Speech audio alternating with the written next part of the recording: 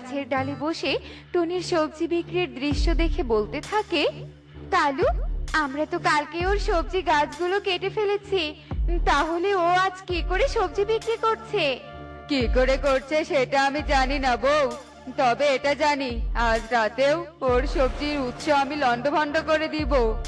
কালু কাকুলি তাদের পরিকল্পনা মতো রাতে টুনির উঠোনে চলে আসে, আর যেই সবজি গাছগুলোর ক্ষতি করতে ধরে ঠিক তখনই সবজি গাছগুলো তাদের লতা পাতা দিয়ে পেঁচিয়ে ধরে। কালু, এ কি হলো? আমরা যে বন্দি হয়ে গেলাম, আমার ভয় করছে কালু, আমাকে বাঁচাও।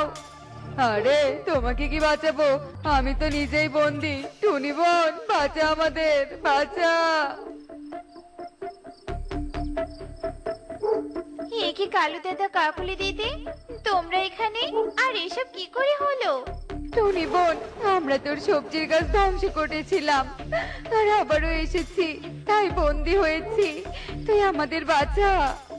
ও, তার মানে তোমরাই সেই অপরাধী। আগেরবার সাধারণ গাছ ছিল জন্য ধ্বংস করতে পেরেছো, এবারে গাছ পরীর দেয়া, তাই ধ্বংসের বদলে নিজেরাই বন্দী হয়েছো। এবার বোঝো মজা। টুনি বোন, ক্ষমা করে দে, আমরা আর কখনো অন্যায় করব না। অন্যায়কারী কখনো ভালো হতে পারে না, তোমরা তোমাদের শাস্তি পাবেই পাবে। সবজি গাছ, এদের শাস্তি দাও আরো। টুনি বলার সাথে সাথেই সবজি গাছ কালু কাকুলিকে অদৃশ্য করে দেয়। এরপর টুনি তার মেয়েকে নিয়ে বেশ সুখেই দিন কাটাতে থাকে।